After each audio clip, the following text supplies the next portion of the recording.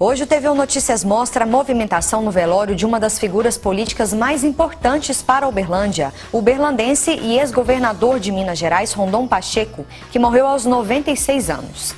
Tem também os avanços contra o Zika vírus. Para tentar identificar e tratar a doença, pesquisadores da Fundação Fiocruz criaram um banco de dados.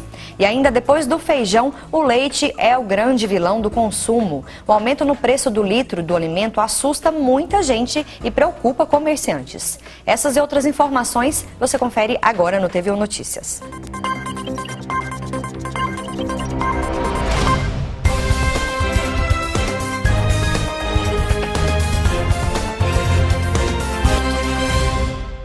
Morreu nesta madrugada o berlandense e ex-governador de Minas Gerais, Rondon Pacheco. Ele tinha 96 anos e recebeu alta hospitalar no fim do mês de junho, após 21 dias de internação por pneumonia.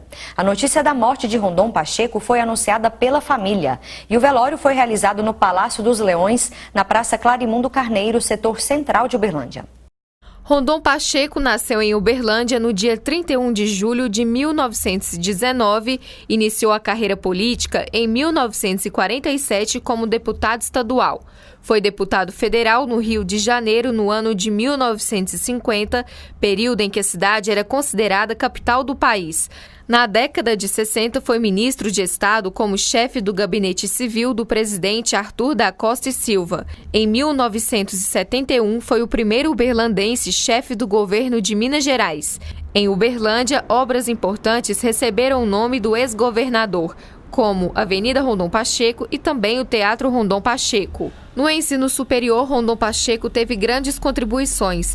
Em 1956, Rondon, com Vasconcelos Costa e outros deputados, apresentaram na Câmara projeto que autorizou o Poder Executivo a criar a Escola Federal de Engenharia de Uberlândia. Através do Conselho Nacional de Educação, o deputado Rondon conseguiu autorização para o funcionamento efetivo da faculdade.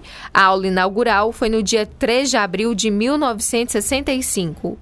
Rondon Pacheco foi internado com indícios de pneumonia grave em um hospital do Rio de Janeiro e foi transferido para um hospital de Uberlândia no dia 12 de junho. Na última sexta-feira, recebeu alta e retornou para convívio familiar.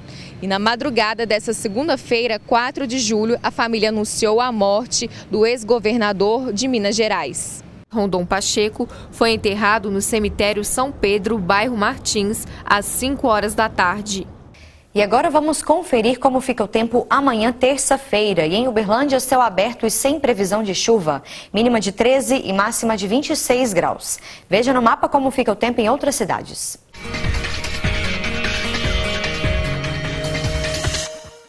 Previsão de sol com temperaturas baixas em Poços de Caldas, mínima de 8 e máxima de 23 graus na cidade. Em Juiz de Fora, terça-feira é de tempo aberto a maior parte do dia. A temperatura varia entre 13 e 19 graus. Sol intercalado com muitas nuvens em Patos de Minas. A mínima prevista é de 12 e a máxima para esta terça-feira é de 26 graus. Mínima de 14 e máxima de 25 graus em Estrela do Sul. A previsão é de sol durante a maior parte do dia e nada de chuva. Minas Gerais já registrou 4.344 casos de Zika. Só na capital do estado, 38 gestantes foram diagnosticadas com o vírus, segundo a Secretaria Estadual de Saúde. E para tentar evoluir na identificação e tratamento, pesquisadores da Fundação Fiocruz criaram um banco de dados. Camila já tinha sido vítima da dengue quando começou a sentir novamente enjoo e mal-estar. Mas dessa vez os sintomas vieram acompanhados também de manchas no corpo. Teve um dia que apareceu umas manchinhas, umas bolinhas vermelhinhas no meu braço, sabe? Começou a coçar, mas eu imaginei que era alguma alergiazinha de pele mesmo. No outro dia, em menos de 24 horas, meu braço começou a ficar todo empolado, cheio de manchinhas vermelhas mesmo. No outro dia, minha perna, meu pescoço, minhas costas inteiras, sabe? E eram bolinhas bem pequenininhas, bem pontuais. Fiquei um pouco preocupada, porque eu também comecei a sentir muito enjoo, fiquei com muita vontade de vomitar, um pouquinho de diarreia, sabe? E aí eu procurei o médico para ver o que podia ser. Ela conta que a dificuldade do diagnóstico e a descoberta do Zika vírus fizeram com que ficasse mais preocupada. como eu já tinha a dengue, não tinha como eu comprovar se eu realmente estava com a zika ou não, eu fiquei um pouco apreensiva. E a gente não sabe, né, exatamente muito a respeito dessa doença. Foi até uma questão que o médico me falou, porque eu continuei com alguns sintomas, principalmente a diarreia, fiquei 1 mês e meio de diarreia, fiz outros exames mesmo, e a médica falou isso, olha, pode até ter sido causada pela zika, porque como a gente não sabe falar muito a respeito dela, a gente não sabe se esses sintomas agravaram por conta de ter tido a zika. Segundo o último balanço da Secretaria Estadual de Saúde, em Belo Horizonte, 38 gestantes já foram contaminadas pelo Zika vírus. Pesquisas feitas no Brasil e Reino Unido mostram que provavelmente o Zika tenha chegado ao país em 2013, mesmo tendo sido identificado só 2 anos depois. Desde então, pesquisadores de várias partes do mundo têm trabalhado para entender a doença. Para auxiliar os cientistas que estudam o vírus, a Fundação Fiocruz Minas criou um banco de dados colaborativo, que vai reunir estudos do mundo todo que estejam relacionados ao Zika. Ele começou a partir de uma ideia que a gente teve de que teriam moléculazinhas do vírus que pudessem influenciar na expressão dos genes da célula hospedeira. Então a gente começou a fazer buscas nisso e a gente viu que tinha informação espalhada por todo lugar do mundo, né? Então a gente partiu de uma dúvida que a gente tinha no começo para criar um banco que agrupasse todas as informações possíveis e disponíveis até o momento sobre os estudos de Zika vírus, para que pesquisadores possam entrar e colaborar, né, os especialistas em cada gene, em cada área, entrar e colaborar com as evidências experimentais e bibliográficas da área dele para toda a comunidade científica usar. A ferramenta já está disponível online. Em uma semana, o banco de dados já teve mais de 300 cadastros e foi visitado por pessoas de mais de 10 países. A partir do momento em que o usuário entra na página, logo na página inicial ele já vê quais são os melhores candidatos. Ou seja, os genes que podem estar mais associados a processo ou de defesa contra o vírus ou do mecanismo de infecção do vírus, e isso pode direcionar estudos que podem acelerar métodos para tratamento, para cura e assim por diante. E o TVU Notícias vai para um rápido intervalo e volta já já com mais informações para você, não saia daí.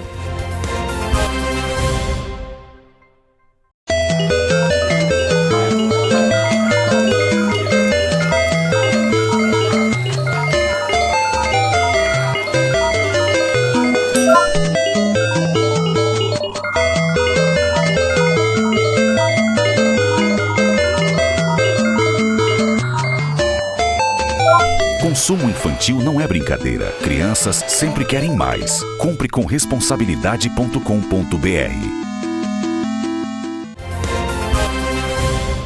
O preço pago pelo litro de leite aumentou 50% no Triângulo Mineiro e os reflexos do crescimento no preço atingem alguns comerciantes da cidade.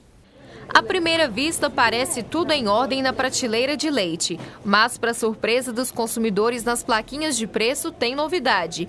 Um aumento, em média, de R$1 no valor do produto de diferentes marcas. Notei o aumento, sim. Percebendo agora, subiu bastante mesmo. Para continuar o hábito de consumir leite, o que muda é a estratégia na hora de escolher o produto. Na medida do possível, a gente procura substituir por uma marca mais acessível, né? Há 2 meses, esta prateleira estava cheia de leite, mas agora o que se vê é isso, espaço sobrando. A demanda pelo produto continua, mas com a produção reduzida do leite no mercado, não tem jeito, o preço sobe. Em questão de preço, assim, não tem muito o que se fazer, né? O mercado dita o aumento e a gente tem que seguir, a gente precisa ter o produto. Com relação a ter o produto, aí é outra parte difícil, porque nem todos os laticínios têm leite para te entregar hoje. No Triângulo Mineiro, o preço pago pelo leite cresceu 50% no primeiro semestre de 2016. Em janeiro desse ano, os produtores recebiam cerca de R$1 por litro produzido. A captação de leite no Triângulo Mineiro no primeiro semestre desse ano caiu 35%. O aumento do preço do leite não afeta apenas o consumidor final, mas também o comerciante que tenta não repassar o valor e ainda manter a margem de lucro estável. É o caso da Eliane. Ela comercializa bolos, pão de queijo, rosquinhas e outras quitandas. E o leite está presente em todas as receitas dos produtos. A gente não teve como reduzir custos, a gente não teve como reduzir a variedade dos nossos produtos e muito menos repassar isso para o nosso consumidor, que a gente está em fase de trazer o consumidor para nós. Então está complicado, está muito complicado. Se o preço do leite não reduzir nos próximos meses, a solução vai ser adotar uma nova estratégia. Infelizmente vai chegar uma hora que a gente vai ter que repassar, não tem outra solução. Eu não posso descer a qualidade do meu produto de maneira nenhuma. E ainda sobre a alta no preço do leite, convidamos o presidente da Calu, Senildes Moura Vieira, para explicar melhor para a gente sobre esse assunto. Uma boa noite para você, Senildes. Boa noite, Daniela. Boa noite a todos. Obrigada, viu, pela presença aqui no TVO Notícias. Eu que agradeço. Por vir tirar as nossas dúvidas, né? Porque primeiro foi o feijão, agora é o leite, né? De acordo com o IBGE, só em Minas foi cerca de 50% aumento e no Brasil de 10% a 15%. Seria isso? Como o senhor avalia essa alta aí? Realmente a produção de leite está passando por um momento diferente dos outros anos, né? Nós já estamos no período da entre-safra e esse período, normalmente a produção cai, a qualidade das pastagens cai muito e isso faz com que a produção caia naturalmente. E isso faz com que o produtor tenha que gastar mais com seus animais, mais em alimentação, porque não tem mais a alimentação nas pastagens, ele tem que suplementar seus animais a coxo. Isso naturalmente, todos os anos, encarece a produção nessa época do ano. Esse ano nós estamos vivendo outros fatores mais críticos ainda. O leite não foi um bom produto, não teve uma boa remuneração para o produtor no ano de 2015. Isso fez com que muitos deles desistissem da atividade, muitos não investiram como tinha que investir na sua propriedade, em termos de melhoria das instalações, em termos de melhoria da alimentação animal. E isso tudo fez com que a produção caísse. E esse ano também nós tivemos várias altas que impactaram muito na produção. Alta da energia elétrica, alta dos combustíveis, alta no salário. Mas o principal componente que está impactando, que está causando essa grande alta no preço do leite a nível tanto para o produtor como a nível de consumidor, é que a alimentação dos animais subiu muito. Por quê? Porque as duas principais commodities que compõem a ração animal, milho e farelo de soja, elas tiveram uma alta de mais ou menos 60% a 70% em relação ao ano passado. E esses dois produtos, eles participam com em torno de 45% na alimentação animal. Então o produtor ele viu os custos subirem muito, o leite não remunerava bem o ano passado, ele investiu pouco, e o leite estava remunerando pouco até há 2 meses atrás, então muitos não tiveram condição de alavancar a produção. Senildes, como a gente estava conversando nos bastidores, né? Você falou que o leite subiu e sumiu. Então, está faltando leite no mercado. Quais as justificativas para esse sumiço do produto? Então, como a gente já falou anteriormente, principalmente o alto custo de produção é um fator inibidor para que o produtor não consiga ter lucro na atividade. Então, muitos desistiram da atividade, alguns abateram seus animais aproveitando a oportunidade do preço do corte que está bom. Mas aí não tem grandes estímulos a aumentar a produção porque o custo do insumo da alimentação animal está muito alto. Então, essa seria uma justificativa, isso é uma grande justificativa. Então, a consequência disso foi que a produção caiu em todo o país. Hoje, os grandes laticínios estão reportando quedas na captação de 20% até 40%. E o produto ficou escasso no mercado. Por isso, houve agora, nesses últimos meses principalmente, uma melhor remuneração para o produtor, porque os laticínios têm que cumprir os seus contratos, têm que cumprir as suas entregas, e como não tem produto, vale a lei da oferta e da demanda, né? Então, se não tem demanda, vamos melhorar o preço, ou melhor, se não temos oferta, vamos melhorar o preço que a oferta vem. Então, o mercado está fazendo isso. Começou-se a melhorar agora a remuneração ao produtor, mas ela veio tardiamente.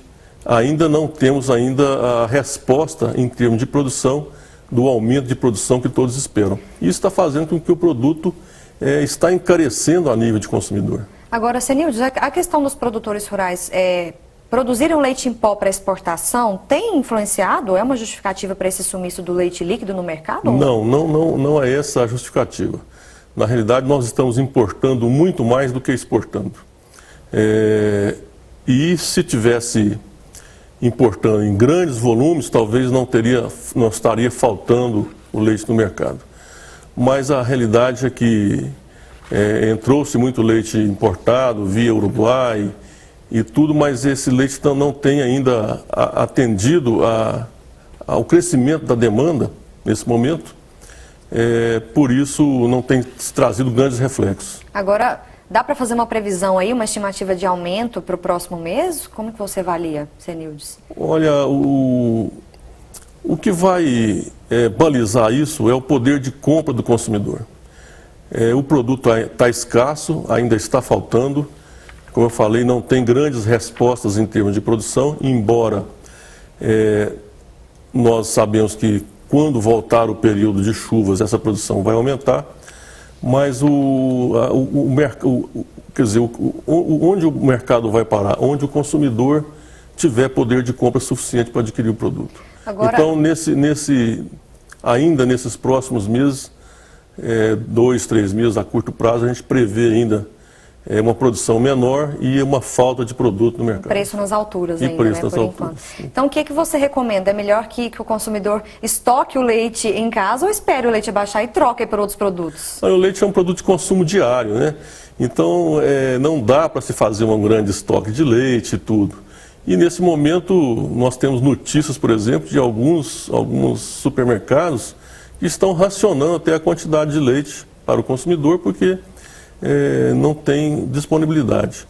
Então não é que estocar resolve o problema. Nós vamos ter que conviver com esse preço um pouco mais alto.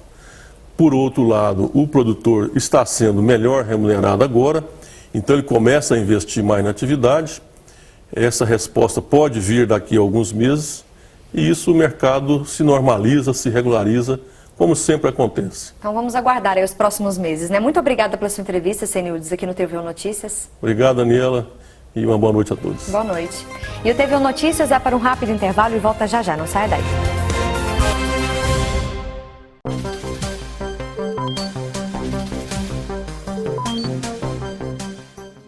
Os sistemas de bibliotecas da UFO é composto por 8 bibliotecas nos campi de Uberlândia, Ituiutaba, Monte Carmelo e Patos de Minas. Além de livros impressos e eletrônicos, o acervo é constituído por outros tipos de materiais, como, por exemplo, partituras, DVDs. As bibliotecas da UFO também oferecem uma série de serviços que são fundamentais para as pesquisas de todas as áreas do conhecimento. Os usuários podem contar com profissionais preparados para orientá-los a localizar o que precisam. Consulte o acervo e os serviços oferecidos no site www.bibliotecas.ufo.br. Lá também estão relacionados os endereços e horários de funcionamento de todas as bibliotecas.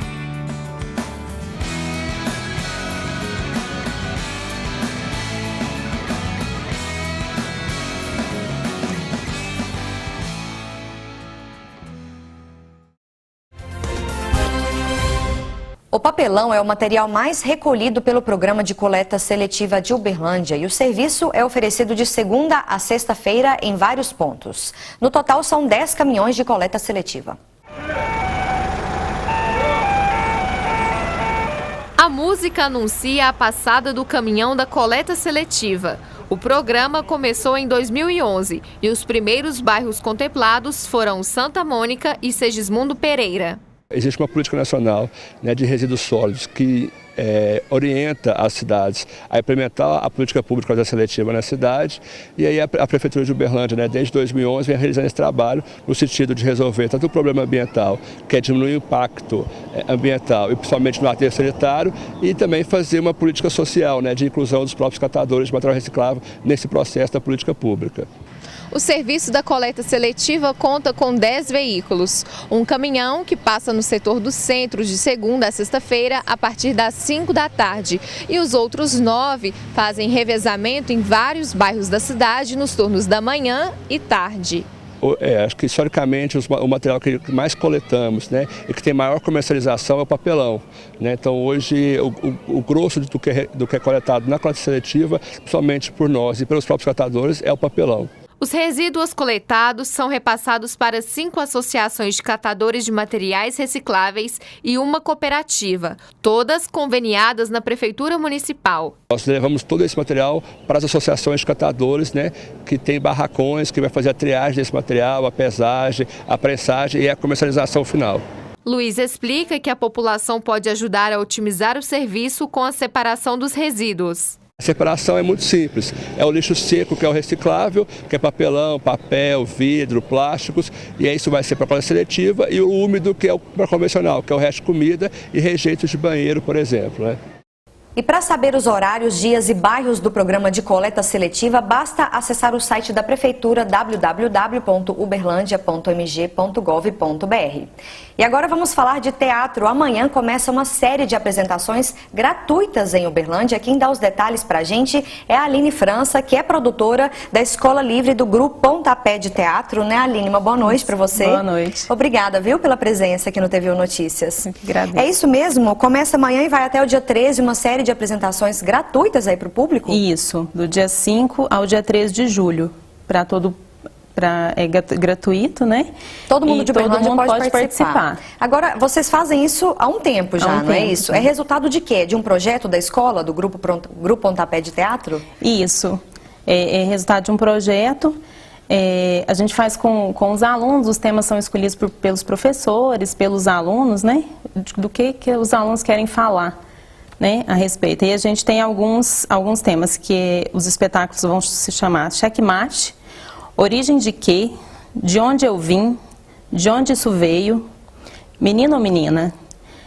Nós vamos ter também um sarau, a hora que esse sarau ele é resultado da oficina de montagem, e tem os outros espetáculos que é De Onde Isso Veio e Menino ou Menina e Vai uma Dose. É interessante os temas, né? Agora, de onde surgiu essa iniciativa dos alunos escolherem o tema? É resultado das próprias aulas mesmo? Isso, resultado das próprias aulas. São temas que os professores passam para os alunos, né? E eles juntos, os alunos e os professores, eles decidem como vai ser. E falando em sala de aula, né? Como que você avalia a disciplina de teatro em sala de aula? Ainda precisa melhorar muito? Quais as dificuldades que vocês encontram aí para os alunos engajarem mesmo, né?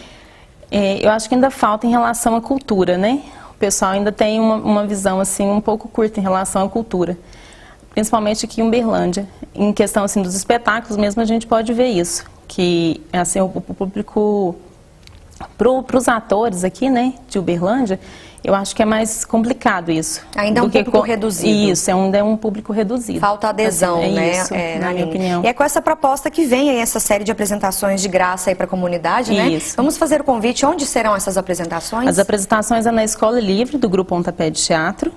Fica na rua Tupaciguara, 471, no bairro Aparecida. Tem um telefone de contato para quem tiver interesse? Sim, 3213-1325. 3213-1325. Fica o convite a partir de amanhã até o dia 13 de julho. Para conferir a programação, tem algum site? www.grupopontapé.com.br. Tá certo. Muito obrigada, Aline, pela sua entrevista. E o TVU Notícias de hoje termina aqui. Lembrando que as reportagens exibidas estão na página da TV Universitária no Facebook e também no YouTube. Dicas ou sugestões, basta encaminhar o e-mail para redaçãotvu@gmail.com. Uma ótima noite para você e até amanhã.